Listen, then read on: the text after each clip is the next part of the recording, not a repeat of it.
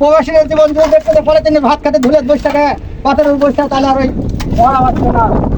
আসসালামু আলাইকুম সুপ্রিয় ভিউয়ার্স, দেখতে পাচ্ছেন সৌদি আরবে এসে মরুভূমির ভিতরে কিভাবে কাজ করতে হচ্ছে। এই যে আমার মামু সৌদি আরবে এসে তোমার কেমন লাগিচ্ছে? এই মামু পৃথিবীর জায়গায় কোনো জায়গায় নাই, এই জায়গায় প্রথম। সৌদি আরবে মনে করে মানুষ আসলে ইভেন টাকা, তাই না? হ্যাঁ,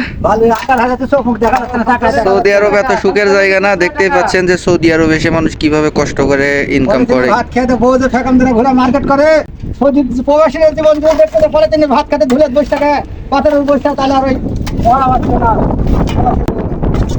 হ্যাঁ, আমার কুদ্দুস ভাই কি বলে শুনেন। কুদ্দুস ভাই, আপনার ফিলিংসটা কি বিদেশ আসার পরে, সৌদি আরবে আসার পরে?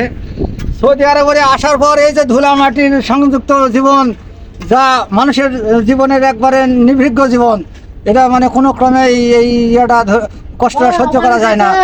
এই যে রোদের তীব্রতা 54 ডিগ্রি তাপমাত্রা, আর ভিক্ষুকের মতো পলিথিনে আসা ভাত বান্ধা এই ধুলাবালির মধ্যে বসে থেকে খাওয়া, এটা একটা প্রবাসীর জীবন যে কত কষ্টের জীবন যে আছে সেই জানে। তো সুপ্রিয় ভিউয়ার্স, যারা সৌদি আরবে আসতে চান তারা অবশ্যই ভিডিওটা দেখবেন। সৌদি আরব অত সুখের জায়গা না, সৌদি আরব অনেক কষ্টের জায়গা। দেখতে পাচ্ছেন ওই যে কিভাবে সৌদি আরবে কাজ করতে হয়, যে পাহাড় মরুভূমির ভিতরে শহর তৈরি হচ্ছে, সেখানে কাজ হচ্ছে। আসলে আমরা দেশে থাকতে মনে করি সৌদি আরবে গেলে টাকা, বিদেশে গেলে টাকা, কিন্তু আসলে 5 লক্ষ টাকা খরচ করে বিদেশ আসার চেয়ে আমরা যদি 5 লক্ষ টাকা দিয়ে দেশে কিছু করি তাহলে অনেক ভালো। তো আশা করি ভিডিওটি ভালো লাগবে, আর ভালো লাগলে আমার চ্যানেলটি অবশ্যই লাইক, কমেন্টস এবং শেয়ার করে সাবস্ক্রাইব করে আমাদের পাশে থাকবেন। আসসালামু আলাইকুম।